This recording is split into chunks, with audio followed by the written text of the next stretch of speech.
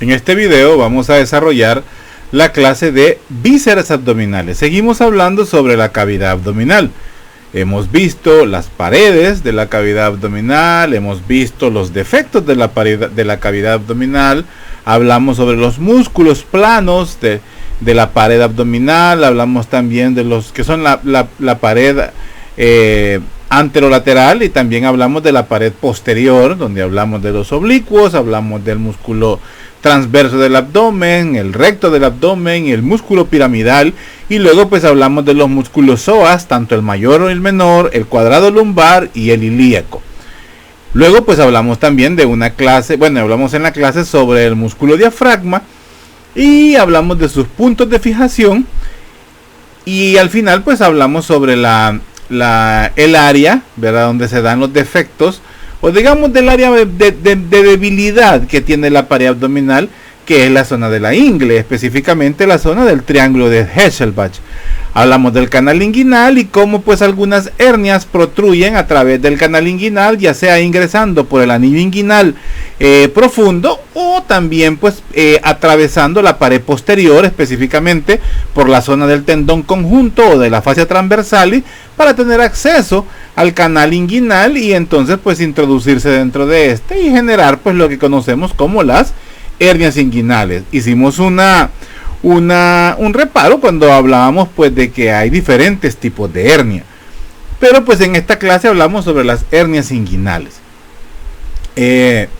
Hablamos sobre el conducto deferente, el contenido, ¿verdad?, del conducto del cordón espermático, hablamos pues qué es lo que encontramos dentro del canal inguinal normalmente, y ahí pues encontramos el cordón espermático en el hombre y el ligamento redondo pues en la mujer, junto al nervio iliolumbar. Y bueno, de eso hemos hablado hasta este momento. También desarrollamos la clase de la irrigación y drenaje de la cavidad abdominal, donde hablamos pues de la arteria aorta abdominal con sus diferentes ramas, ¿verdad? Las 9 ramas que hablamos de la aorta abdominal, las anteriores, las laterales y las posteriores. Hablamos sobre el drenaje, haciendo pues una aclaración, hablando con propiedad pues de que hay dos tipos de sistema de drenaje a nivel abdominal, uno a cargo del sistema de las venas cavas y otro a cargo del sistema de la vena porta. Luego pues también hablamos del sistema linfático gracias a la cisterna del quilo, y por supuesto pues el conducto torácico, que es el que nace a partir de ahí, que pues lo ubicamos directamente en la zona del tórax. Pero también hablamos de la inervación de los nódulos que conforman los troncos que conforman la cisterna del quilo. Y bueno, de eso hemos hablado. Ahora vamos a hablar, esta clase va a desarrollar el tema de vísceras abdominales, es decir, las vísceras, ya sean sólidas o ya sean huecas, que vamos a encontrar al interior de la cavidad abdominal. No solamente las que corresponden al sistema digestivo, sino que también vamos a hablar de otras vísceras que conforman o que forman parte del sistema urinario, porque de la primera porción del sistema urinario, porque están alojadas dentro de la cavidad abdominal. Pues de eso vamos a hablar en esta clase. Es una clase extensa, es bastante larga. Hago una aclaración. En esta clase hay una parte de histología, o hay unas diapositivas que corresponden a histología. Esa parte no la vamos a tocar, o no vamos a hablar directamente de eso, porque ustedes o en sus clases pues expositivas hemos estado hablando de la histología, o hablamos de la histología de las vísceras abdominales. Entonces no voy a repetir, ¿verdad?, información para también no hacer tan extensa esta clase. Así es que solo vamos a hablar de la parte macroscópica, para que no se asusten cuando vean el número de diapositivas que conforman esta clase. Más que todo las diapositivas que están con fondo amarillo corresponden a microanatomía. Entonces las vamos a ver, o sea, las van a estar ahí, posiblemente tenga alguna información, pero que es relacionada con macroanatomía, no con micro, para que no se me vayan a confundir o no me vayan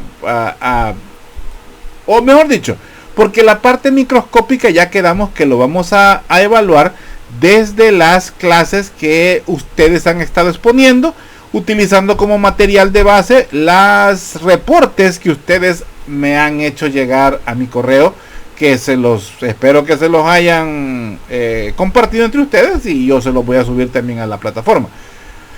Pues bueno, sin más preámbulo, iniciemos. Vamos a hablar pues de vísceras abdominales. Permítanme un segundo.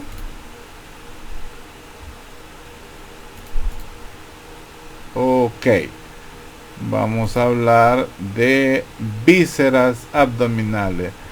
Lean muy bien este pensamiento. Habla pues de lo importante, ¿verdad? Bueno, esto es, si a alguno de ustedes le gusta la literatura, me imagino que como un libro de obligación para un adolescente a estas alturas es haber leído El Principito. El escritor de esa obra, que por cierto estaba casado con una mujer de origen salvadoreño, Rose, él tiene este pensamiento que tiene que ver pues con los médicos, con la sensibilidad del médico, qué es lo que lo define al médico, y no es realmente los estudios, sino que la persona, la personalidad, la empatía que tiene el médico con su paciente. Eso es realmente lo que conforma o lo que define a un médico. Léanlo y medítenlo. Bueno, entonces vamos a hablar pues de la cavidad abdominal, vamos a hablar de sus vísceras abdominales, teniendo en cuenta que vamos a hablar de todas las vísceras que están involucradas en la digestión, o sea, las vísceras propias del sistema digestivo, iniciando con la porción abdominal del esófago y luego continuando con el estómago, intestino delgado, intestino grueso, que es el mismo colon, y las glándulas anexas que vamos a ver a este sistema digestivo, como lo son el páncreas, como lo es el vaso, como lo es el hígado, y su reservorio, que es la vesícula biliar. Entonces, tomando también en cuenta los conductos que conforman el sistema biliar, importante para la digestión y para la supervivencia del ser humano. Entonces, de eso trata esta clase. Sin antes, pues, hablar un poco sobre la capa superficial. Esto ya lo vimos, esto es algo que ya lo vimos, solo lo vamos a recordar, más que todo porque dentro de las vísceras abdominales tenemos que hablar de una estructura que le provee sostén, protección y hasta nutrición a las vísceras abdominales o a las estructuras dentro de las vísceras abdominales, como lo es el peritoneo. Pero para poder hablar del peritoneo, pues quisiera hablar un poco sobre las capas de la pared abdominal, recordando pues que la capa más externa es la piel. Luego tenemos el tejido celular subcutáneo o la capa de grasa que está por abajo de la piel, que está conformada pues por dos tipos de fascia. Vea que es la fascia de Camper, que es la más externa, y la fascia de Scarpa, que es la que está inmediatamente por abajo de la fascia de Camper. Ambas es las fascias o es la capa grasa que encontramos por abajo de la piel. Es lo mismo que en otra literatura lo maneja como tejido celular subcutáneo.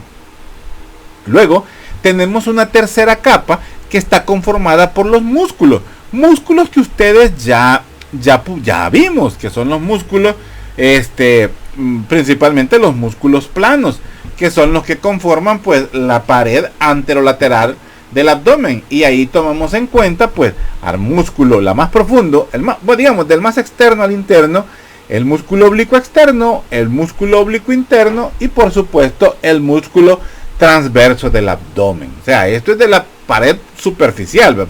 Visto por detrás, pues ya sabemos que tenemos otros músculos.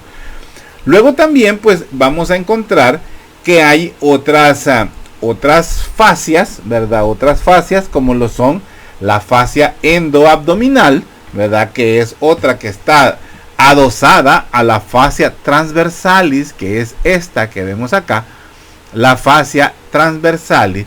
Luego tenemos una fascia extraperitoneal, que es esta que vemos acá, Y al final pues encontramos el peritoneo parietal. El peritoneo parietal es parte del delantal, de la bolsa que envuelve o que mantiene, que recubre a los intestinos. Pero así como hemos visto todos los mesotelios, el peritoneo es un mesotelio, tal como lo vimos con el pericardio, tal como lo vimos con las pleuras. El peritoneo pues tiene dos capas.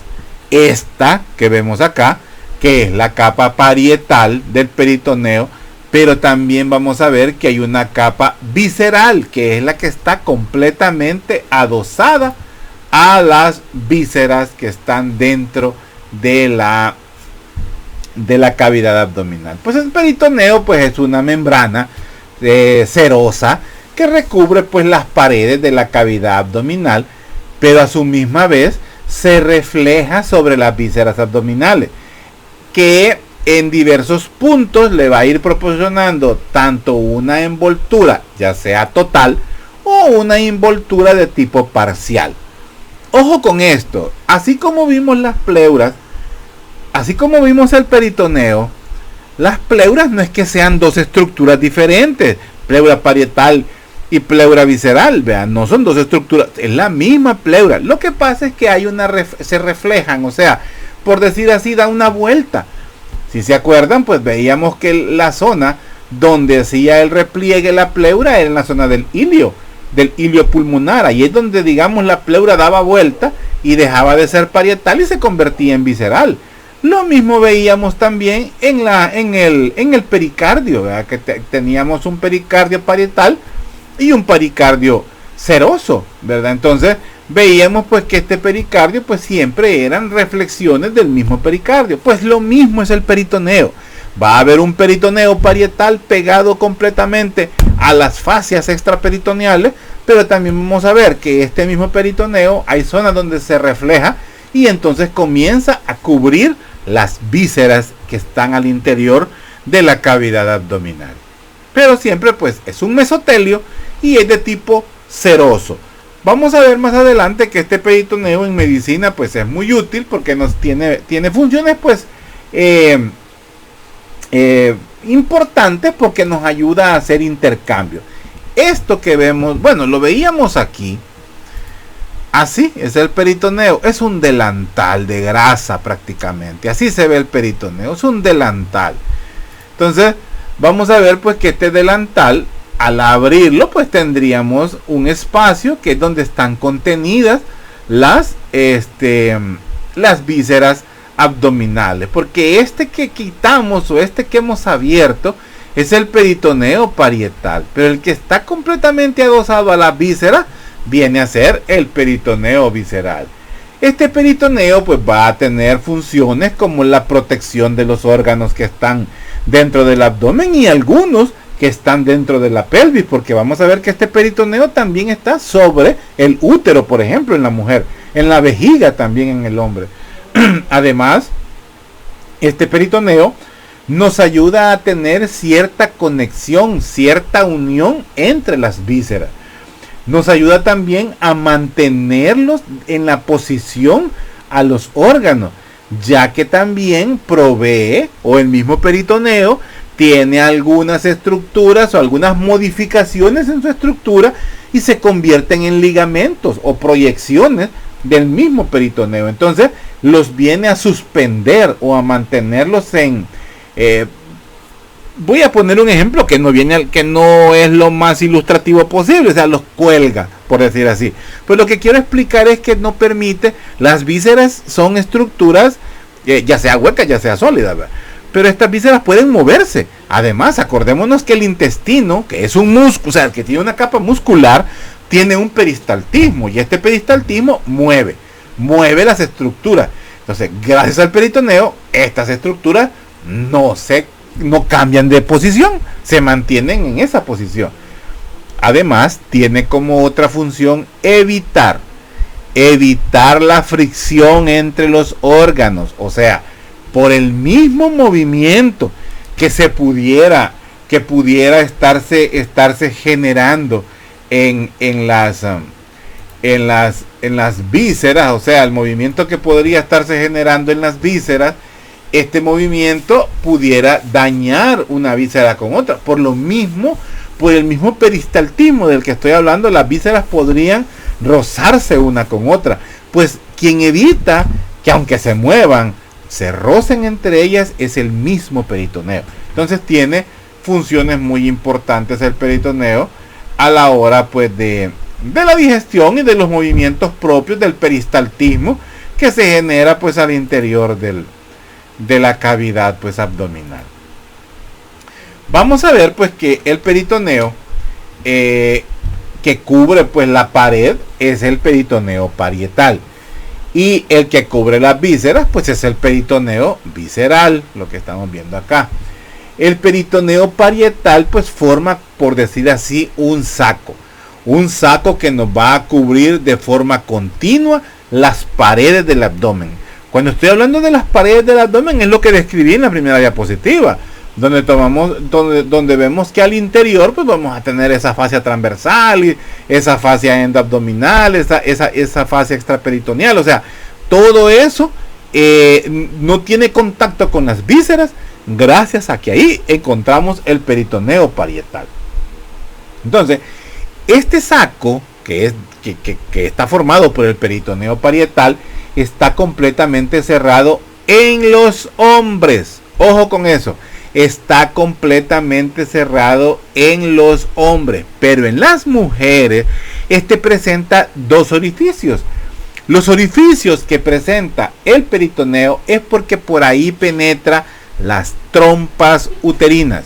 Estas trompas uterinas pues van a tener una conexión pues con el exterior. Entonces el peritoneo parietal es sellado en el hombre, pero perforado en las mujeres por las trompas uterinas. Ojo, entonces decimos también que podríamos decir que es semicerrado, o también pues perforado, ¿verdad? En la cavidad peritoneal por las trompas uterinas. Además, entre este peritoneo parietal y el peritoneo visceral corre un líquido, así como veíamos que había un líquido interpleural, así como hablábamos de que había un líquido intrapericárdico, así también vamos a ver que hay un líquido entre el peritoneo que se llama líquido ascítico. Líquido ascítico, que es el líquido peritoneal. Entonces, ese líquido peritoneal que encontramos ahí es el que le da lubricación y es el que le permite pues el movimiento o evita el roce entre las estructuras. Vamos a ver pues que este peritoneo o este saco nos permite hacer una cavidad peritoneal, pero también nos delimita una cavidad retroperitoneal. Él pues nos ayuda a delimitar una estructura que va a estar por detrás del peritoneo, cosa que ya hablamos con la fascia endoabdominal cuando vimos la pared posterior. Lo vamos a recordar más adelante. Además pues el peritoneo emite algunas proyecciones, y una de ellas pues son el meso. El meso pues sirve, no menso, el meso pues nos ayuda a hacer la fijación de las estructuras a la pared posterior, como el mesocolon, ¿verdad? Mesocolon transverso, que nos ayuda por ejemplo a la unión de la parte transversa del colon, o el mesenterio, que nos ayuda a fijar a las vísceras, al intestino delgado, a la pared posterior. Algo que se me olvidó hablar sobre el líquido peritoneal, que se llama líquido ascítico. Cuando este líquido aumenta por alguna patología, por ejemplo una cirrosis, ¿verdad? Puede ser una de las causas, o puede ser también en problemas renales, este líquido puede aumentar. Cuando este líquido aumenta, se llama ascitis. Ese es el término que se le aplica, y son los pacientes que tienen un abdomen abombado, inflado. Es una bomba.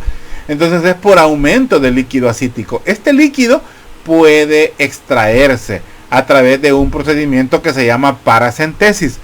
Introducimos una aguja de un French bastante grueso, por decir así, una aguja con un French 18, 16, por ejemplo. El calibre de las agujas que se usa para las en medicina, pues a medir entre menor la numeración es más gruesa o más ancha, no, más grande la luz de la aguja. Una aguja 22 French o 24 French son las que usamos, por ejemplo, en los recién nacidos. 22 French son las agujas que decimos agujas de niño. 18 son las agujas que utilizamos, pues, o son las agujas que vienen, por ejemplo, en las jeringas comúnmente, o catéteres que utilizamos, pues, para poner soluciones endovenosas en las venas, valga la aclaración. Entonces, una 18, una 22, pues una 16 nos ayuda, pues, a hacer extracción de el líquido acítico, que es un líquido lechoso, espeso, y que, pues, al descomprimir el paciente, pues, se siente mucho mejor. Pero eso, pues, vamos a hablarlo más adelante. Entonces, vamos a ver, pues, que el peritoneo parietal es este que crea el saco. Esto es el saco. Esta es la cavidad peritoneal. Aquí están contenidas todas las tripas. Pero cuando el peritoneo se repliega en esta zona que nos crea el meso, esto es el meso, esto es lo que fija, este es un ejemplo nada más, esto es lo que fija a las vísceras. Cuando ya el peritoneo se repliega y cubre las vísceras, ese es el peritoneo visceral. Este es el peritoneo parietal pegado a la pared, pero esto es el meso o el mesenterio. Entonces todo este es el peritoneo parietal. Y aquí las tres capas de que hablábamos, ¿verdad? Las capas muscular, que es esta, la capa de grasa o tejido celular subcutáneo, la más externa la de Camper, la más interna la de Scarpa, ¿verdad? La de Scarpa tiene en contacto con la pared muscular y sus aponeurosis, como lo estamos viendo acá. Y después de la capa muscular, pues tenemos las fascias extra, la fascia transversalis, la fascia extraperitoneal, ¿verdad? Que es esta, que es la misma fascia endoabdominal que la vimos en la otra clase. Porque según la literatura que vayamos viendo, pues va a ir cambiando el nombre. Entonces, pues, veamos acá. Aquí tenemos la fascia extraperitoneal, es la misma fascia endoabdominal, que si se acuerdan decíamos que según la zona donde esté, pues toma el nombre. Entonces aquí vemos, pues, que esa fascia nos ayuda a delimitar la zona preperitoneal y la zona retroperitoneal. Entonces, este que vemos acá es parte este es el peritoneo, y por eso decimos que es la zona retroperitoneal, donde se alojan vísceras importantes, como lo son, pues, por ejemplo, los riñones. La fascia extraperitoneal o fascia endoabdominal, pues, es la que nos ayuda a delimitar, pues, en la zona anterior, vea, la fascia pre, y en la zona posterior la fascia retroperitoneal. Va a contener también una cantidad, pues, variable de grasa, vea, cubre, pues, la zona peritoneal en sí, y pues también ayuda a recubrir la zona pélvica. Podríamos decir que es más evidente en la zona retroperitoneal, o sea, en la pared posterior del abdomen, más que todo, pues, por encima de los riñones, ¿cómo se llama? Y va a envolver, pues, también a algunos órganos que están cubiertos, pues, por reflexiones del peritoneo, y se va a extender por todos los mesenterios, ¿verdad? Junto con los vasos sanguíneos, y ayuda en la vascularización, pues, de toda esa capa. Las vísceras, pues, que vamos a encontrar dentro de esto, pues, son las vísceras retroperitoneales, pero creo que estamos redundando. Mejor avancemos y vamos a ver, pues, las funciones, por ejemplo, del peritoneo, y vamos a ver que hay funciones como la lubricación, funciones como la protección y funciones como la absorción. En En la lubricación, pues como les decía al inicio, permite el deslizamiento de las vísceras dentro de la cavidad o sea, deslizamiento dentro de la cavidad y deslizamiento entre ellas también. Permite esa movilidad entre las vísceras. Además, pues viene a tener funciones de defensa porque tiene la capacidad de contrarrestar procesos infecciosos, ya que actúa como una barrera. Por ejemplo, en los pacientes, en niños no es muy frecuente que se dé esta situación. Es una situación que se llama plastrón.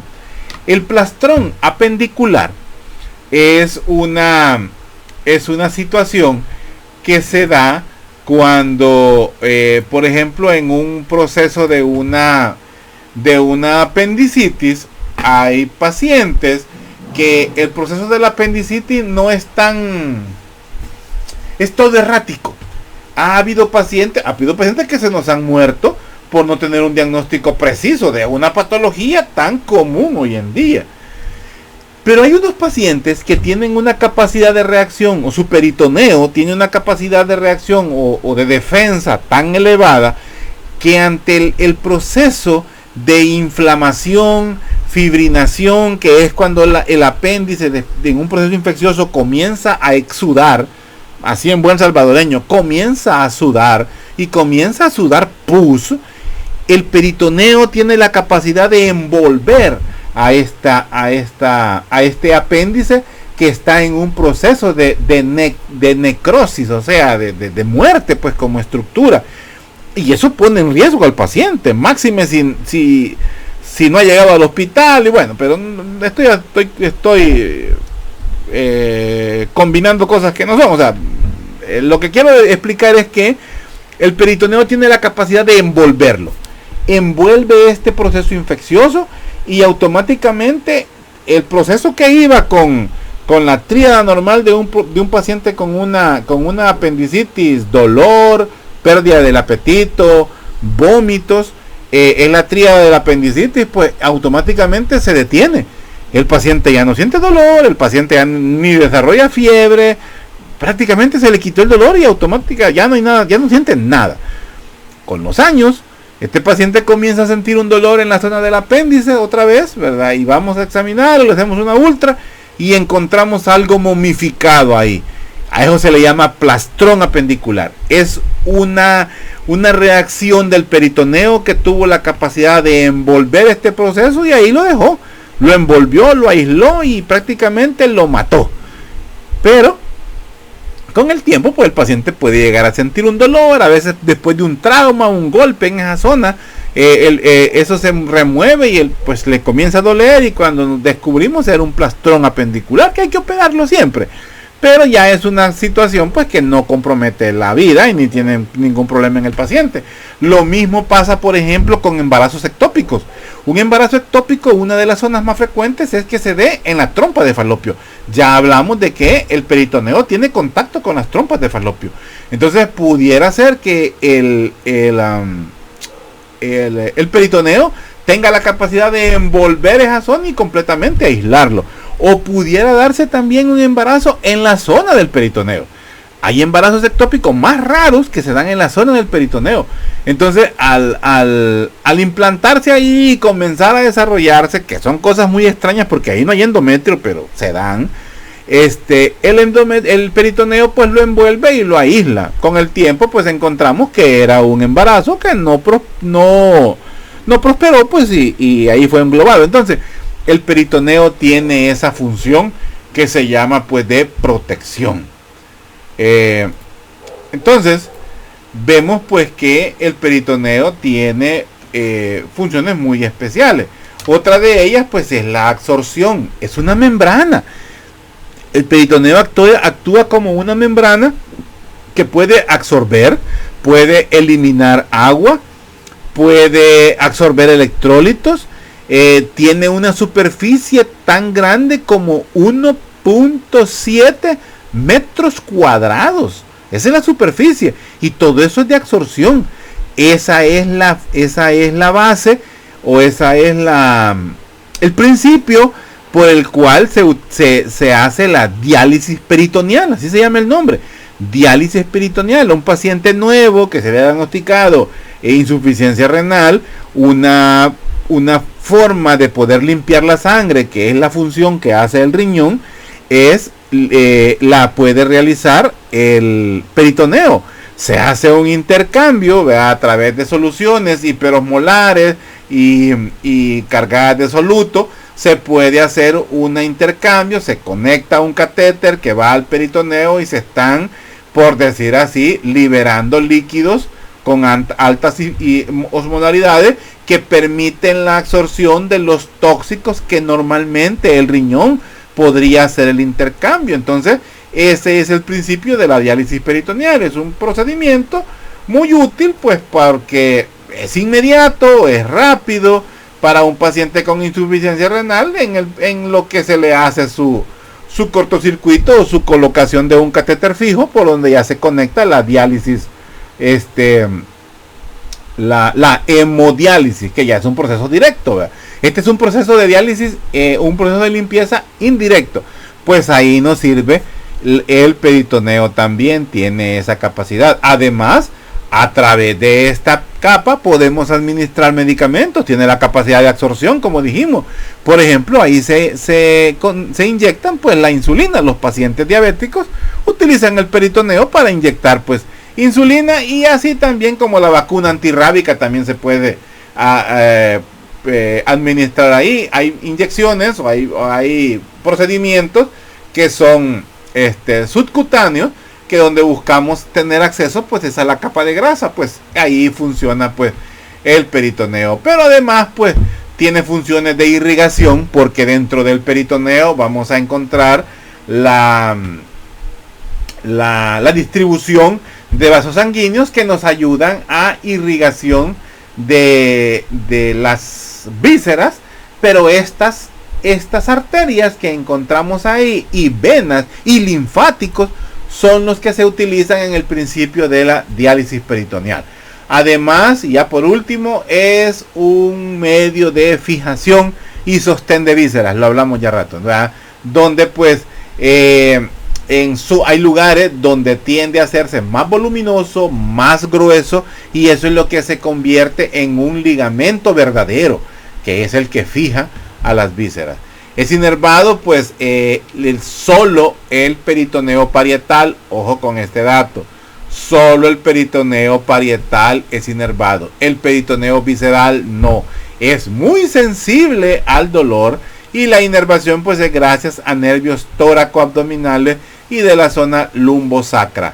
Es decir, que cuando se nos perfora una víscera, no nos duele la víscera, nos duele el peritoneo que está aledaño a la víscera. Ese es el que duele, el peritoneo parietal, no el visceral.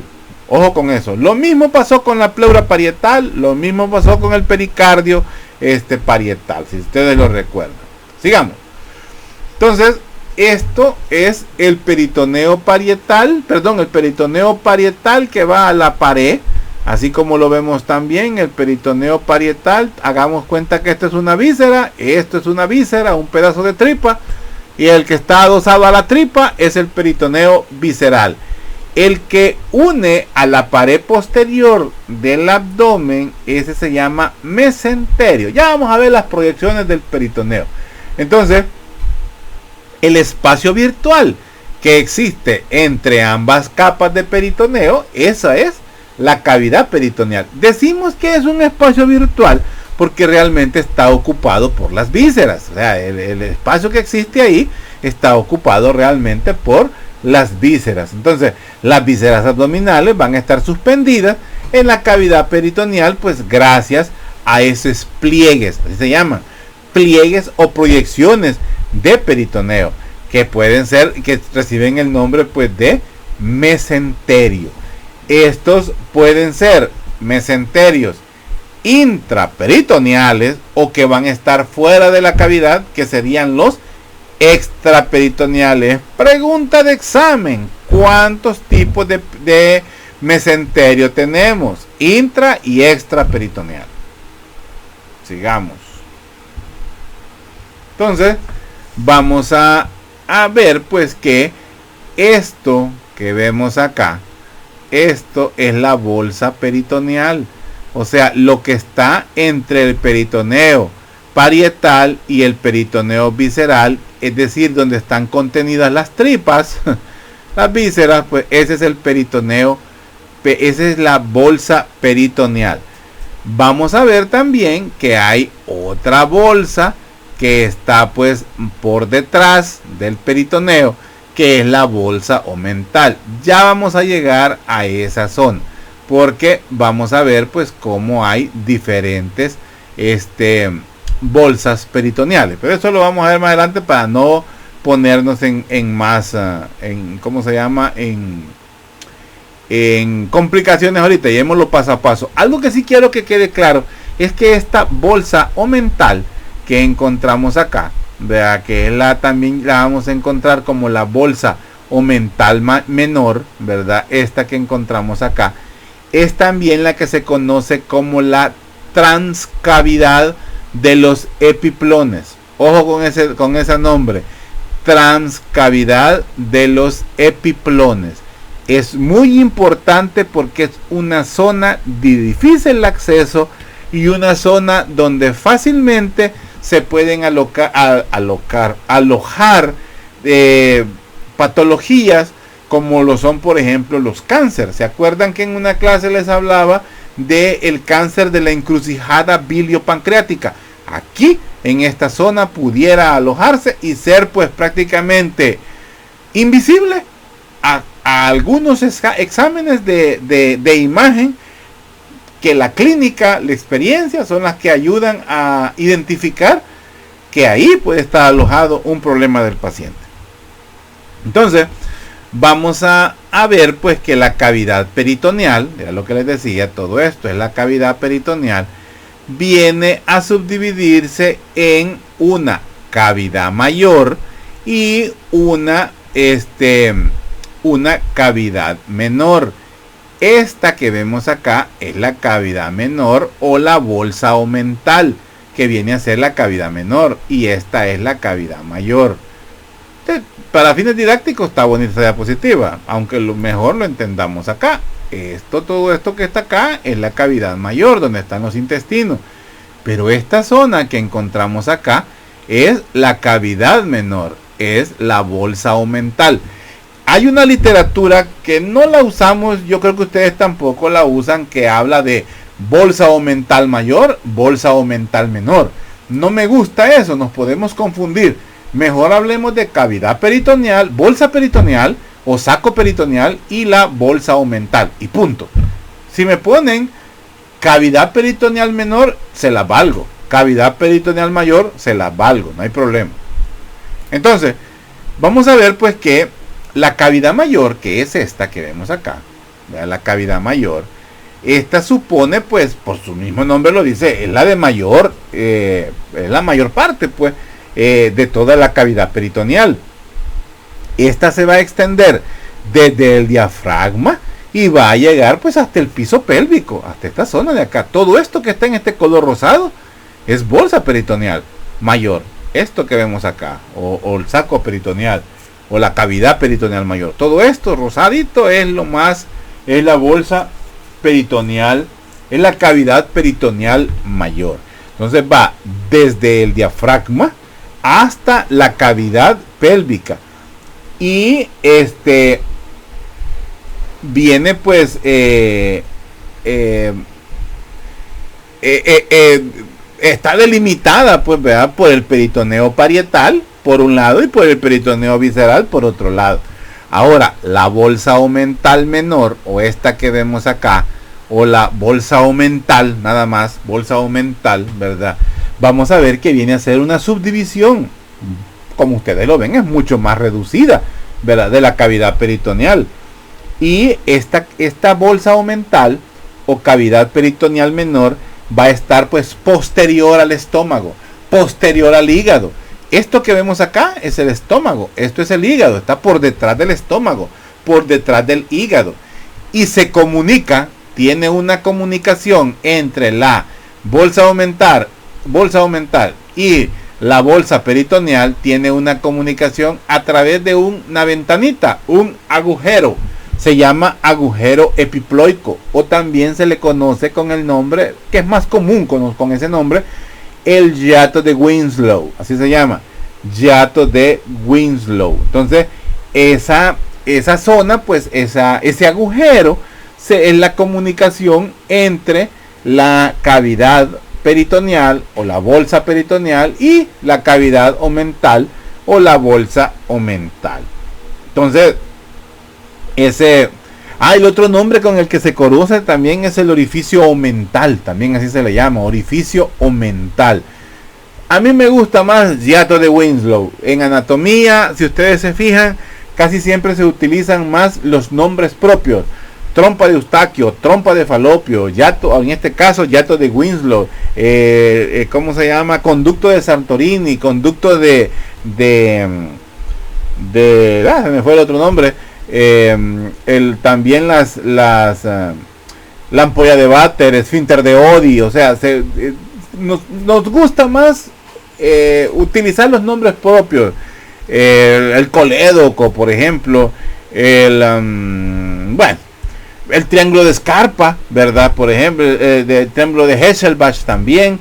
Entonces son nombres propios, es mejor utilizarlo. Entonces en este caso yo prefiero que utilicen hiato de Winslow, pero también pues pueden utilizar orificio mental o también el foramen epiploico, y es como se llama, es válido. El otro nombre con que pueden encontrar la bolsa omental o la cavidad peritoneal menor es también con el nombre de la transcavidad de los epiplones. Ya creo que ya les había dicho eso. Entonces, si queremos ver el hiato de Winslow, anatómicamente lo vamos a ver en esta zona, cerca del pedículo hepático. Ya vamos a hablar sobre eso. Es el pedículo hepático. En esa zona encontramos el hiato de Winslow. ¿Para qué nos sirve esto? Estábamos hablando de que en esa zona pudieran haber situaciones necesarias de ir a examinar en un paciente que sospechamos algo maligno. El cirujano, por esa zona, identificando el pedículo hepático, puede tener acceso por ese agujero, que es un agujero anatómico, puede tener acceso hacia la transcavidad de los epiplones, o es decir, a la zona de la bolsa omental o de la cavidad peritoneal menor. Entonces, en un corte, es un corte transversal, estamos viendo que aquí tenemos el estómago, aquí tenemos el hígado, esta es la parte posterior del cuerpo del cliente, esta es la parte anterior del paciente. Entonces vamos a identificar que si este es el hígado, en este corte estamos viendo el pedículo hepático, y aquí vamos a ver que encontramos la arteria hepática, la vía biliar y por supuesto la vena porta. Este es el pedículo hepático. Entonces vamos a ver que todo esto que está acá, este es el peritoneo, este es el peritoneo, ¿verdad? Todo esto es peritoneo parietal, peritoneo visceral. Entonces esta es la cavidad o la bolsa peritoneal, porque es donde están las tripas, donde están las vísceras. Pero vamos a ver que hay uno más pequeño, y es este es el que está por detrás del estómago, por detrás del hígado. Aquí tenemos el orificio omental, aquí tenemos el foramen o el orificio o la ventana de Winslow, está acá. Entonces hay que identificar que hay estructuras que bordean a este foramen de Winslow. Entonces aquí está el nombre, saco peritoneal, bolsa omental. Entonces vamos a ver pues que alrededor del orificio omental o del hiato de Winslow vamos a ver estructuras que van a estar cubiertas de peritoneo, y vamos a ver que en la parte anterior, preguntas de examen, en la parte anterior encontramos el ilio hepático. Perdón, el ilio no. El ilio es la zona donde entran las estructuras. aquí encontramos el pedículo hepático, arteria hepática propia, vía biliar y vena porta. O sea, encontramos el pedículo hepático, parte anterior, preguntas de examen. Parte anterior, pedículo hepático. Parte posterior, encontramos la vena cava inferior. Aquí encontramos la vena cava. Vena cava inferior. En la parte superior, esa no la vamos a ver aquí, pero vamos a encontrar el lóbulo caudado. Lóbulo caudado del hígado. Y en la parte inferior, por abajo, vamos a encontrar la primera porción del duodeno. ¿Quiénes delimitan el hiato de Winslow? Parte anterior, pedículo hepático. Parte posterior, vena cava inferior. Parte inferior, primera porción del duodeno. Parte superior, lóbulo caudado del hígado. Si la fallan es por lento, cipote. Sigamos. Hablábamos de que la acumulación pues de líquido, ¿verdad? Al interior pues del peritoneo, ¿verdad? Entre las capas del peritoneo es lo que se conoce como ascitis o líquido el ascitis, y este pues es líquido ascítico que encontramos en la cavidad peritoneal. Normalmente es así, en una ascitis pues encontramos esto. Entonces vamos a ver pues que ya decíamos que este líquido peritoneal pues sirve para lubricar o permite el movimiento pues de todas las vísceras que están suspendidas en la cavidad abdominal. Ellas pues mantienen una cantidad específica de líquido ascítico dentro de la cavidad peritoneal y su aumento pues se llama ascitis. Entonces el espacio peritoneal es un espacio amplio, todo el abdomen pues. Entonces eso esa superficie amplia puede también facilitar pues la diseminación de enfermedades o de metástasis, por ejemplo. Y además pues esa amplia zona pues que está cubierta por peritoneo es la que nos ayuda pues también a utilizarlo pues para administrar algunos tipos de tratamiento pues y realizar pues algunas técnicas como la diálisis peritoneal o la derivación de un ventrículo peritoneal. Esto de derivación ventrículo peritoneal son tal vez de algunos niños que ya han visto ustedes que nacen con un problema que se llama hidrocefalia, que tienen una hiperproducción de líquido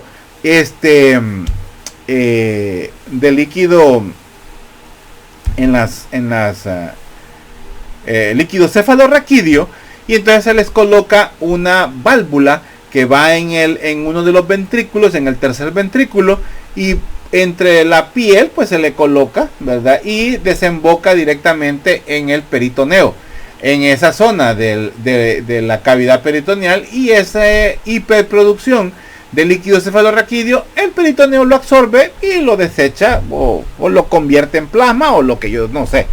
Pero el caso es que también se utiliza en ese caso. Si conocen un niño que nació con la cabeza grandota, le hicieron un procedimiento porque producían demasiado líquido líquido cefalorraquídeo, les colocan una válvula y tienen un catéter que va bajo la piel directamente y termina en el peritoneo. Eso lo hacen cuando están pequeños los niños. Entonces vamos a ver qué patologías como la cirrosis hepática, algunos problemas de cáncer, problemas malignos pueden producir pues el aumento de líquido ascítico y provocar pues una ascitis. Otra situación pues que puede abombar, que puede hacer grande, poner globoso el abdomen, pues es una perforación intestinal que pues hace que se acumulen líquidos, heces o lo que sea, pues verdad, que está como contenido intestinal y se ubica pues en la cavidad peritoneal. Una inflamación del peritoneo, ya por cualquiera de las causas que sean, se conoce como peritonitis, y si no se trata a tiempo fácilmente puede matar a un paciente. Es una de las causas de muerte en pacientes donde ha habido una diálisis peritoneal traumática, diálisis peritoneal fallida. Los pacientes terminan muriendo por una peritonitis, una infección en el peritoneo muy difícil de tratar, 3 antibióticos y el paciente pues termina muriendo si nos descuidamos.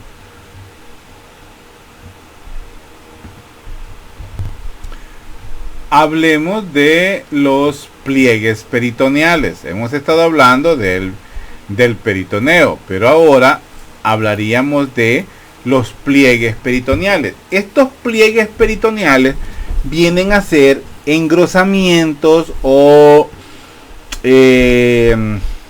modificaciones del peritoneo con funciones especiales. Estos son ligamentos, omentos y mesenterios. O sea, no es otra estructura diferente, o sea, siempre es peritoneo. La diferencia está que hay una modificación en su estructura y después de ser solamente una cubierta que está pegada a la pared o una cubierta que envuelve a las vísceras, tiene zonas donde se puede engrosar todo esto y conformarnos pues lo que se conoce como ligamento, omento o mesenterio.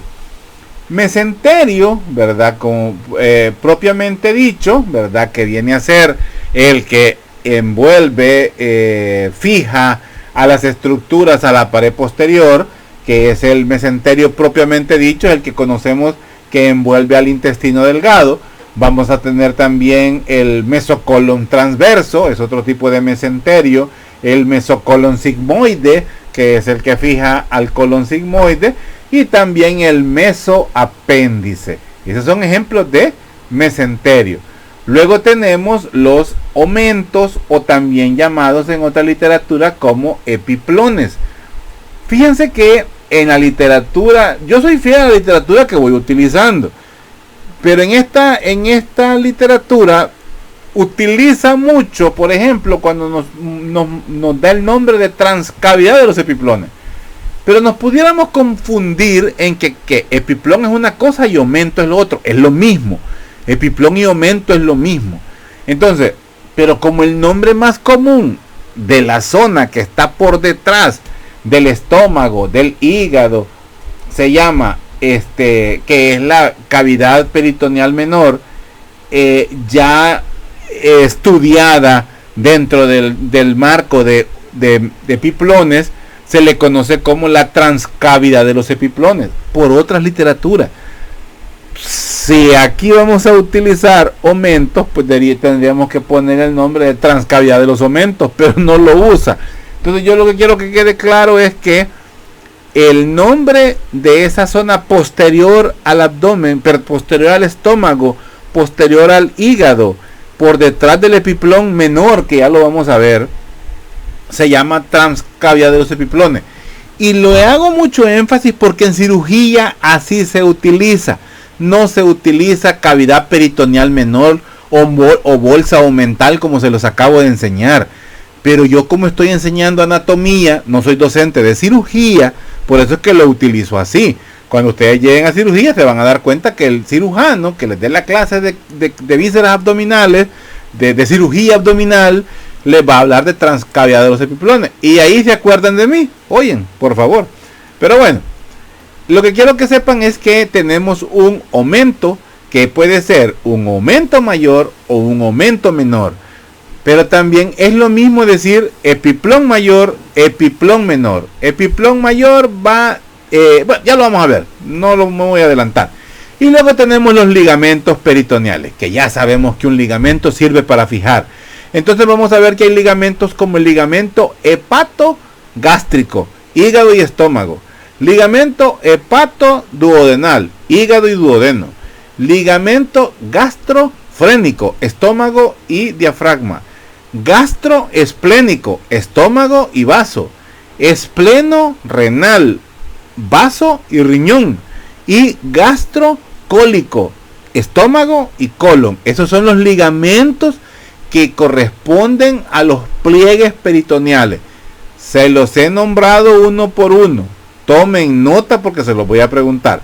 Ligamento hepatogástrico, hepatoduodenal, gastrofrénico, gastroesplénico, esplenorenal, gastrocólico. Omentos, epiplón mayor, epiplón menor. Mesenterio, mesenterio propiamente dicho, mesocolon transverso, mesosigmoide y mesoapéndice. En la cara interna de la pared, pues anterolateral de todo ¿cómo se llama? De todo se me fue, de todo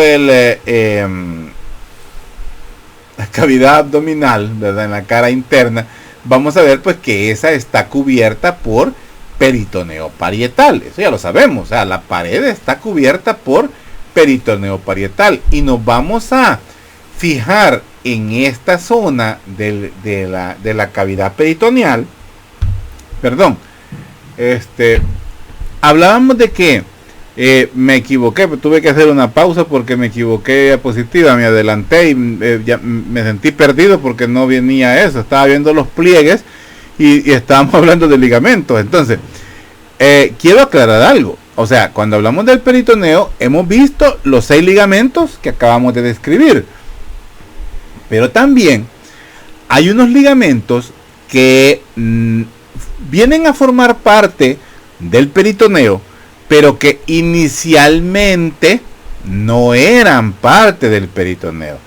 Eran estructuras que servían como, que se modificaron en el nacimiento, o eran estructuras con una función específica en el desarrollo embrionario.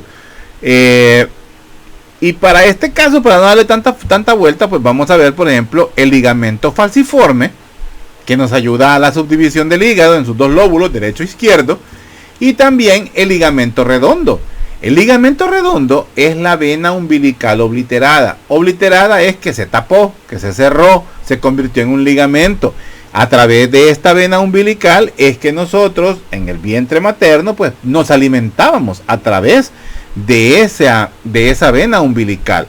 Si se recuerdan, no nos vamos a meter ahorita a ¿cómo se llama? A más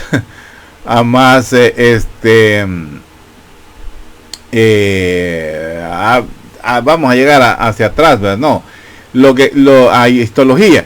Lo que quiero que recordemos es que por ahí nos alimentábamos. Esa era la conexión con nuestra madre, ¿verdad? O sea, la conexión con la placenta era a través de esta vena umbilical. En el nacimiento, pues esto comienza a cerrarse. Eso es lo que le cortan al niño, ¿verdad? Que es el cordón umbilical. Externamente es el cordón umbilical, internamente es la vena umbilical, que es un manojo, es una trenza de estructuras. Pero a medida uno pues nace, o sea, ya en los primeros días del nacimiento, esto comienza a obliterarse, ya no tiene ninguna función. Entonces, al obliterarse, degenera en un ligamento. Es el ligamento redondo, que además ayuda a conformar el ligamento falciforme. Entonces, estos ligamentos vienen a formar parte también del peritoneo. Eso es lo que quiero que quede claro. Además, hay otro ligamento que viene de una modificación del pliegue umbilical, que es el umbilical medio, que ese venía a ser pues parte de una estructura que se llamaba uraco. El uraco era parte de las estructuras embriológicas que ayudaban al desarrollo de las vísceras abdominales. Pero no quiero entrar en mayor detalle, pero sí quiero que identifiquemos que existen 3 ligamentos extra que son ligamentos peritoneales, pero que no nacieron como ligamentos peritoneales, pero ya en nosotros ya son ligamentos peritoneales: el ligamento falciforme, el ligamento redondo y el ligamento umbilical medio. ¿Ok? Entonces vamos a ver pues que tenemos también esto es lo que estábamos hablando de en la cara interna de la pared anterolateral. Encontramos una zona, pues, o es la zona que está cubierta por peritoneo, y vamos a ver que se presentan diferentes pliegues peritoneales que vienen a ser, en total vienen a ser 5 pliegues. También forma parte de los pliegues, pero son pliegues exclusivamente parietales. Ojo con esto, son pliegues exclusivamente parietales, ¿ok? Entonces vamos a ver el pliegue umbilical medio. Ojo, son pliegues, no ligamentos. El pliegue, ¿verdad?, umbilical medio, que cubre al ligamento umbilical medio. Este sí es un ligamento peritoneal. Los pliegues umbilicales mediales, que cubren los ligamentos umbilicales mediales, y los pliegues umbilicales laterales, que cubren los vasos epigástricos inferiores. Estos vasos epigástricos inferiores son los vasos que nos delimitan al triángulo de Hesselbach. Ojalá se acuerden. Entonces, pregunta de examen: ¿cuáles son los pliegues de peritoneo exclusivamente parietal? Umbilical medio, umbilicales mediales y umbilicales laterales. Este es único y estos son pares, ¿ok? Único y pares. En total son 5. Y son estos que estamos viendo acá: ligamento redondo, ligamento umbilical medial, el uraco, ligamento umbilical mediano y ligamento umbilical lateral. Aquí es donde vemos los pliegues de los que acabamos de hablar. Sigamos. Hablemos del aumento o los epiplones, como decíamos. Vamos a ver pues que hay dos. Hay un epiplón mayor o también aumento mayor, que es este delantal. Este delantal que vemos nosotros aquí es el aumento mayor. Este viene, vea, este pliegue peritoneal pues tiene esta forma de delantal, y este viene desde la curvatura mayor del estómago viene de la curvatura mayor del estómago y también desde la primera porción del duodeno. Este va a colgar así, literalmente cuelga, ¿verdad?, sobre el colon transverso, y también pues cubre las asas intestinales, tanto del yeyuno y el ilion. Este aumento mayor es el que tiene la capacidad de reaccionar ante injurias, ante procesos infecciosos al interior de la cavidad abdominal. Este es el que puede desarrollar un plastrón apendicular. Entonces, en la parte pues posterior, o sea, esta es la parte anterior, por detrás comienza a ascender, ¿verdad? Y se va a relacionar con el peritoneo que encontramos en la parte superior del colon transverso, es decir, cae y sube, nace en la curvatura mayor y primera porción del duodeno, es la parte anterior. La parte posterior, es decir, como que cae hasta acá y vuelve a subir por detrás y se relaciona con el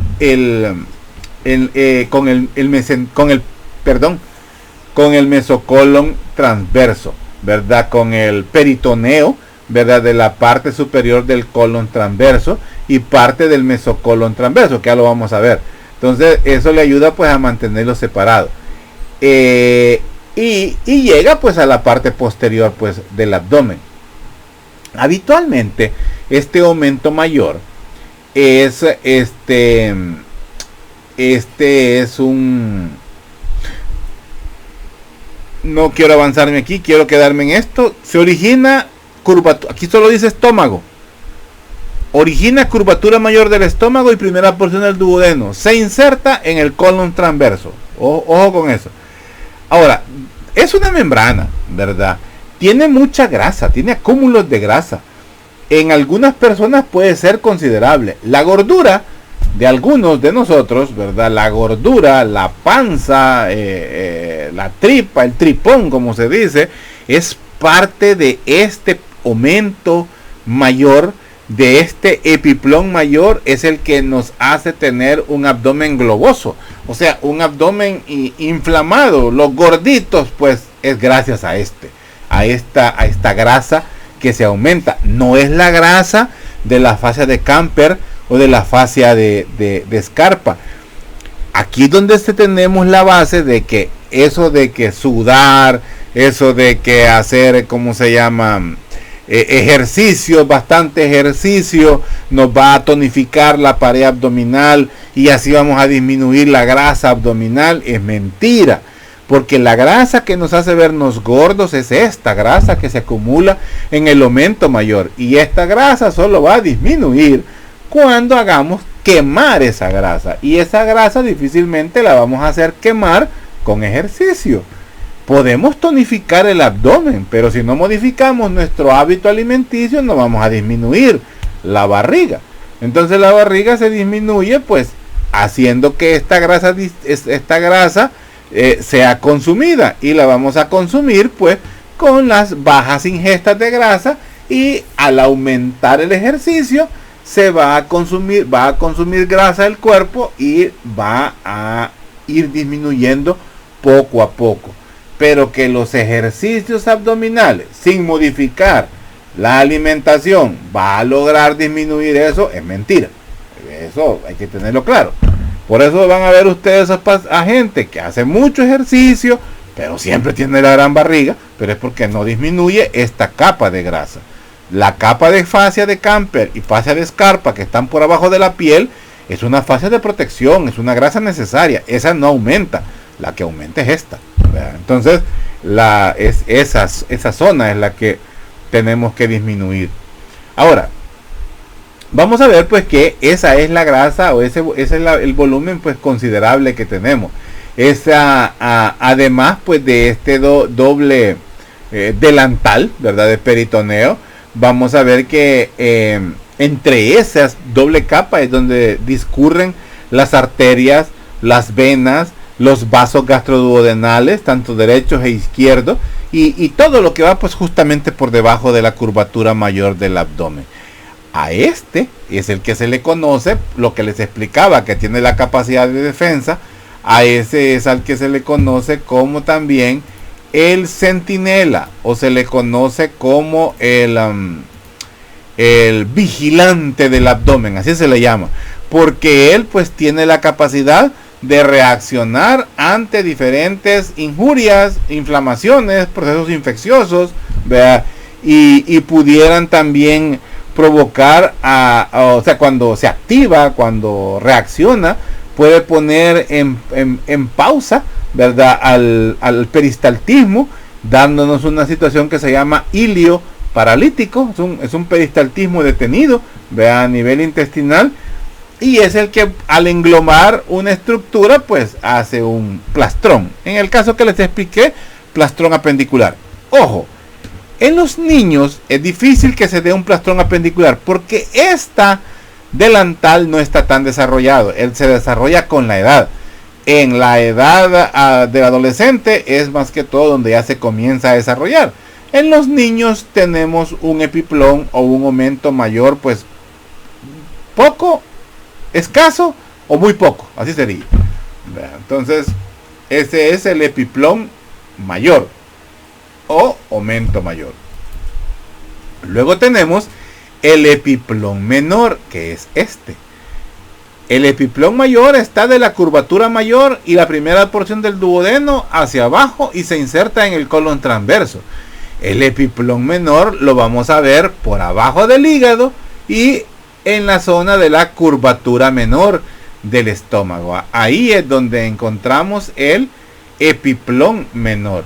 Este se extiende desde la curvatura menor del estómago y la primera porción también del duodeno. La primera porción del duodeno y la curvatura mayor, epiplón mayor. La primera porción del duodeno y la curvatura menor, epiplón menor. ¿Ok?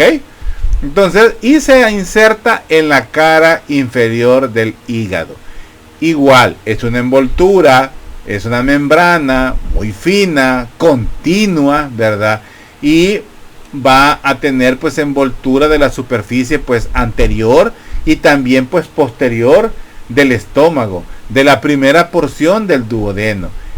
Este ligamento también se divide, se engrosa y nos genera los ligamentos de los que ya hablamos, de los primeros 6 que hablamos. El ligamento hepatoduodenal, ¿verdad?, este que vemos acá, del hígado al duodeno, y el ligamento hepatogástrico, este que vemos acá. Estos ligamentos, estos son los engrosamientos. Ligamento hepatogástrico y hepatoduodenal. Además, pues, ¿qué me quedó aquí? Bueno, sobre este ligamento, este ligamento o este epiplón nos delimita, ¿verdad? O nos ayuda en la delimitación del orificio omental o el foramen de Winslow, ¿verdad? El agujero de Winslow. En este epiplón es que encontramos el agujero de Winslow. Entonces vamos a ver pues que ya hablamos cuáles sean los límites. Anterior la porta hepatis, el otro nombre también del pedículo hepático, ¿verdad? La porta hepatis. Posteriormente la vena cava inferior, superiormente el lóbulo caudado del hígado, e inferiormente la primera porción pues del duodeno. Además pues vamos a ver pues que hay en esta zona también encontramos vasos gástricos, ¿verdad? Tanto derecho e izquierdo. Espero que se recuerden cuál es el nombre de los vasos gástricos, ¿verdad? De dónde viene el izquierdo y de dónde viene el derecho. Ojalá se acuerden de eso, lo acabamos de ver. Y esas discurren entre las hojas del omento menor. Entonces, atrás de este epiplón menor es donde encontramos lo que les decía, la transcavidad de los epiplones. Por eso el nombre, por eso no lo quise utilizar allá cuando estábamos describiendo las cavidades, la cavidad peritoneal y la bolsa omental. No lo quise utilizar ahí porque para reconocerle el nombre de transcavidad de los epiplones teníamos que saber dónde estaba el epiplón menor. ¿Ok? Sigamos. Y veamos en los mesenterios. Los mesenterios pues unen las vísceras a la pared posterior del abdomen. Estos mesenterios permiten cierta movilidad. Ojo, es otro pliegue del peritoneo. Permiten cierta movilidad y proporcionan un conducto para que los vasos, nervios y linfáticos lleguen a las vísceras. O sea que vienen a ser como una tela donde las estructuras, donde discurren, por ejemplo, las ramas de la arteria aorta abdominal, las venas que ayudan a hacer el drenaje de las vísceras que conforman la mesentérica superior, la mesentérica inferior, la esplénica, la gástrica, que vienen a conformar la unión tanto de la mesentérica superior y la esplénica que recoge venas de las venas gástricas y de la mesentérica inferior. Al unirse pues nos conforman la vena porta. Entonces esas estructuras venosas discurren sobre los mesenterios, igual las ramas de la arteria aorta, exclusivamente las ramas anteriores, el tronco celíaco, la arteria mesentérica superior y la arteria mesentérica inferior. Entonces vamos a ver pues que los mesenterios que encontramos son el mesenterio propiamente dicho, o solo ponerle mesenterio. Ese es el que se relaciona con las porciones del intestino delgado, yeyuno e ilion. Yeyuno e ilion. Luego tenemos el mesocolon transverso, que ese se relaciona, que es el que vemos acá. El mesocolon transverso se relaciona con el colon transverso y el mesocolon sigmoide, que se relaciona con el colon sigmoide, que vemos acá. Y se nos quedaba uno por aquí, que es el mesoapéndice, también es parte. Entonces, mesocolon sigmoide, mesocolon transverso, mesenterio propiamente dicho y mesoapéndice. Y lo que les decía, la transcavidad de los epiplones. O sea, ¿por qué tenía el nombre? Porque está por detrás del epiplón menor y atrás del estómago. Aquí tenemos el estómago, esto que tenemos acá es el estómago, aquí tenemos el vaso, en esta zona no está ubicado el hígado, en esta zona de acá, ¿verdad? Aquí tenemos sí la aorta. Entonces esta zona es la transcavidad de los epiplones. Lo mismo decir la cavidad omental menor, la bolsa omental o la cavidad peritoneal menor, es lo mismo. Pero si no queremos enchivolar los hipótesis, mejor decimos transcavidad de los epiplones y nos quedamos bien.